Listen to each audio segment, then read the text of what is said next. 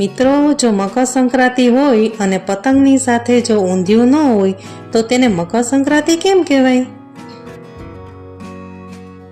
મકર સંક્રાંતિ નિમિત્તે ઊંધિયું બનાવવા માટે આપણે જોશે અડધી પણી મેથીની ભાજી અને સમારેલી કોથમરી, 1 બાઉલ ઘઉંનો કરકરો લોટ, અડધો બાઉલ ચણાનો લોટ, 1/4 ટીસ્પૂન ખાવાનો સોડા, સ્વાદ અનુસાર લીંબુ, 2 ચમચી આદુ મરચાં લસણની પેસ્ટ, સ્વાદ અનુસાર દળેલી ખાંડ, 3 લીલા મરચાં, 2 મીડિયમ સાઇઝના સમારેલા ટમેટા, 5 નાના રીંગણા, 2 બાઉલ સમારેલી કોબીજ, 1 બાઉલ સમારેલું ફ્લાવર, 1 બાઉલ સમારેલું મીડિયમ સાઇઝનું બટેટું, અડધો બાઉલ લીલા વટાણા, અડધો બાઉલ લીલા વાલ, 2 ચમચી ઊંધિયાનો રેડીમેડ મસાલો, સ્વાદ અનુસાર બધા મસાલા, મૂઠિયા અને વઘાર માટે જોઈતા પ્રમાણમાં તેલ. સૌ પ્રથમ ગેસ ચાલુ કરી તપેલીમાં થોડું પાણી ગરમ કરવા મૂકશું. પાણી ગરમ થાય એટલે તેમાં લીલા વાલ અને લીલા વટાણા એડ કરશું.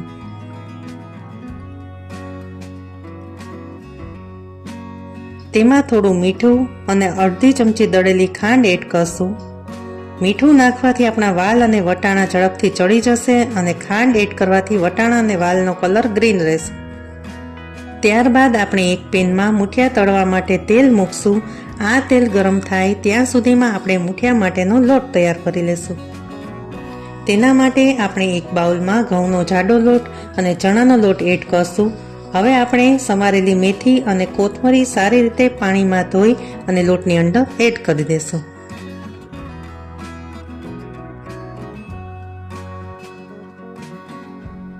મિત્રો, ત્યાર પછી આપણે લોટમાં સ્વાદ અનુસાર મીઠું, 1/4 ચમચી હળદર, 1 ચમચી ધાણા જીરું પાવડર, 1/2 ચમચી લાલ મરચું પાવડર, સ્વાદ અનુસાર દળેલી ખાંડ, 1 ચમચી આદુ મરચાં લસણની પેસ્ટ, 1/4 ટીસ્પૂન ખાવાનો સોડા.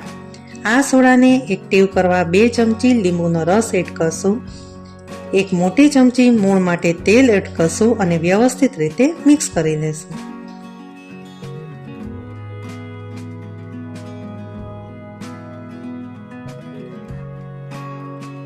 મિત્રો, આ લોટ આપણે બહુ ઢીલો પણ નહીં અને બહુ કઠણ પણ નહીં એ રીતે બાંધશું.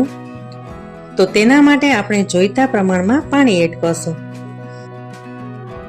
તો મિત્રો, તમે જોઈ શકો છો કે મૂઠિયા માટેનો લોટ સરસ રીતે બંધાઈ ગયો છે. હવે આ મૂઠિયા બનાવવા માટે આપણે થોડું તેલ હાથમાં લઈ અને બંને હાથ તેલવાળા કરી અને મીડિયમ સાઇઝના મૂઠિયા માટેના બોલ્સ તૈયાર કરી લઈશું.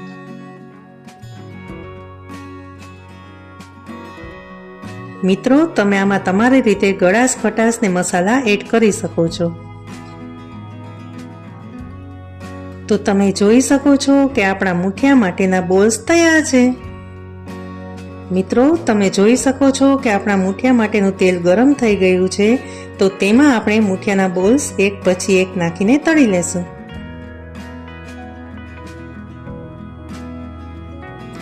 આ બોલ્સ આપણે ગોલ્ડન બ્રાઉન કલરના થાય ત્યાં સુધી તળી લેશું. આ બોલ્સને આપણે હળવે હાથે હલાવતા જશું જેથી કરીને તે બધી સાઈડ વ્યવસ્થિત રીતે તળાઈ જાય. આ મૂઠિયા તૈયાર કર્યા ત્યાં સુધીમાં આપણા વાલ ને વટાણા પણ સરસ રીતે બફાઈ ગયા છે. તો તેને આપણે થોડીવાર ગેસ બંધ કરી અને પાણીમાં રહેવા દેશું જેથી કરીને આપણા વાલ ને વટાણા અંદરથી પણ સરસ રીતે બફાઈ જશે. હવે આપણા મૂઠિયા માટેના બોલ્સ પણ સરસ રીતે ગોલ્ડન બ્રાઉન કલરના થઈ ગયા છે. તો તેને આપણે એક પ્લેટમાં કાઢી લેશું.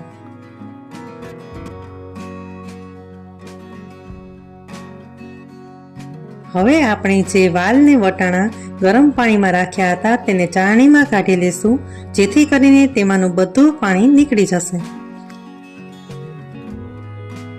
તો મિત્રો, આપણે ગેસ ચાલુ કરીને જે મૂઠિયા માટેના બોલ્સ રેડી કર્યા તે જ ગરમ તેલમાં આપણે બીજા શાક પણ તળી લેશું. આપણે પહેલા બટેટાના પીસ નાખીને ગોલ્ડન બ્રાઉન કલરના થાય ત્યાં સુધી તળી લેશું. તો મિત્રો, તમે જોઈ શકો છો કે આપણા બટેટા ગોલ્ડન બ્રાઉન કલરના થઈ ગયા છે. તો તેને આપણે એક પ્લેટમાં કાઢી લેશું. ત્યાર પછી આપણે રીંગણાને પણ તળી લેશું. થોડીવાર રીંગણા કૂક થાય પછી તેને આપણે પ્લેટમાં કાઢી લેશું.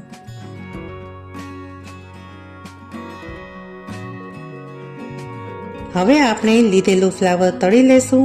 તમે જોઈ શકો છો કે આપણું ફ્લાવર સરસ રીતે તળાઈ ગયું છે, તો તેને પણ આપણે પ્લેટમાં કાઢી લેશું. ત્યાર પછી આપણે જે 2 બાઉલ કોબીજ લીધી હતી તેને પણ તળી લેશું અને તે તળાઈ જાય પછી પ્લેટમાં કાઢી લેશું.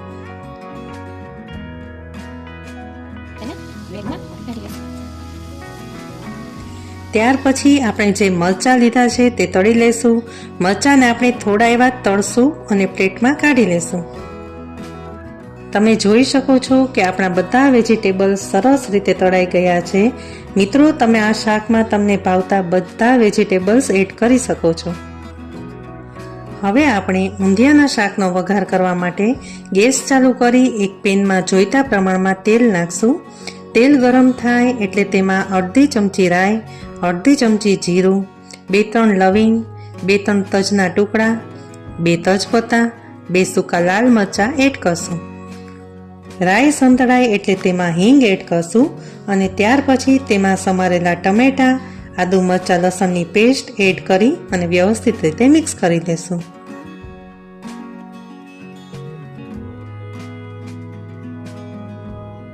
ત્યાર પછી તેમાં સ્વાદ અનુસાર મીઠું, અડધી ચમચી હળદર, 1 ચમચી ધાણા જીરું પાવડર, 2 ચમચી લાલ મરચું પાવડર એડ કરી અને વ્યવસ્થિત રીતે મિક્સ કરી લેશું.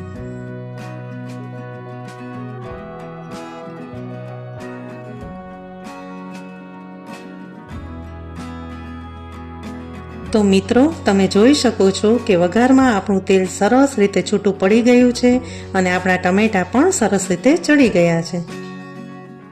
હવે આપણે તેમાં બાફેલા વટાણા અને વાલ એડ કરી દેશું. ત્યાર પછી 1 ચમચી દળેલી ખાંડ નાખીને વ્યવસ્થિત રીતે મિક્સ કરી લેશું અને જરૂરિયાત મુજબ પાણી એડ કરી દેશું. હવે આ શાકને થોડીક વાર માટે ઉકળવા દેશું. હવે આપણું આ શાક ઉકળી ગયું છે, તો તેમાં આપણે તળેલા બધા વેજીટેબલ્સ એડ કરી દેશું. તેમાં આપણે તળેલા બટેટા, રીંગણા, ફ્લાવર, કોબી અને મરચાં એડ કરી દેશું અને વ્યવસ્થિત રીતે મિક્સ કરી દેશું.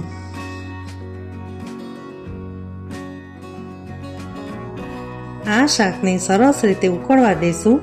હવે આપણું આ શાક ઉકળી ગયું છે, તો તેમાં આપણે મૂઠિયા એડ કરી દેશું અને ધીમે ધીમે ઉકળવા દેશું અને ફરીથી જરૂરિયાત પ્રમાણે પાણી એડ કરશું.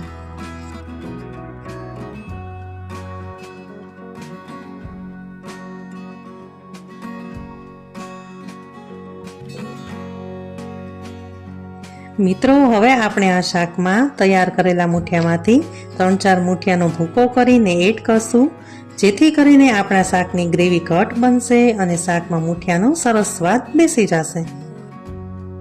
ત્યાર પછી તેમાં આપણે ઊંધિયા માટેનો રેડીમેડ મસાલો 2 ચમચી એડ કરશું અને મિક્સ કરી લેશું.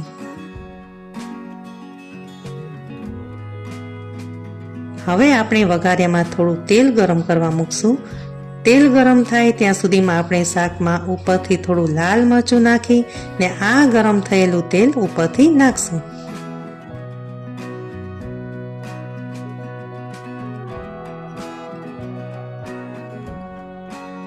ત્યાર પછી આપણે ફરીથી ગેસ ચાલુ કરી આ શાકને ગરમ કરવા મૂકશું અને ઉપરથી થોડો લીંબુનો રસ એડ કરશું.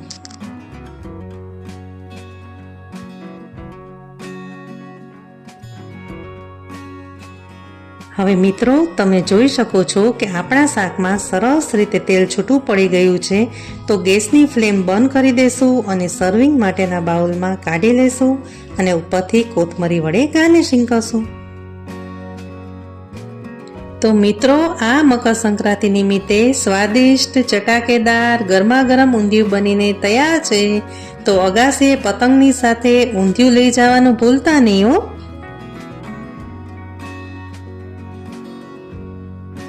આપણે આ ઊંધિયું બનાવવા માટેના મુઠિયામાં ઘઉંનો કરકરો લોટ જ કેમ જોઈએ? જો તે આપણી પાસે ન હોય તો આપણે શું કરવું? જો ઘઉંનો કરકરો લોટ ઉપર ન હોય ને, તો આપણે તેમાં ઘઉંના ઝીણા લોટમાં આપણે 2-3 ચમચી રવો ઉમેરી અને આપણે એને કરકરો લોટ બનાવી શકીએ.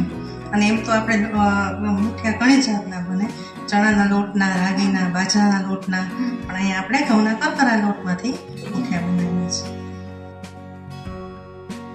મમ્મી, તમે આ વાલ અને વટાણા બાફવામાં મીઠું ઉમેર્યું એ તો મને સમજાણું, પણ તમે આમાં દળેલી ખાંડ કેમ ઉમેરી? જો આપણે ઉપર મીઠું તો શાક ઝડપથી ચડી જાય એટલે આપણે મીઠું નાખ્યું, પણ એમાં આપણે ખાંડ નાખીએ, ગમે એ શાકભાજીમાં આપણે ખાંડ નાખીએ એટલે એનો કલર જેવો ગ્રીન હોય ને એવો ને એવો ગ્રીન રહે છે. એમાં પછી આપણે પાલકની ભાજી હોય કે મેથીની ભાજી હોય, ગમે એ ગ્રીન વેજીટેબલ હોય, એમાં આપણે થોડીક એવી ખાંડ નાખીએ એટલે એવો ને એવો ગ્રીન કલર હોય છે. તો તમને અમારી રેસીપી ગમી હોય તો લાઈક કરો, શેર કરો અને સબસ્ક્રાઈબ કરો અને બેલ આઇકન દબાવવાનું ભૂલશો નહીં.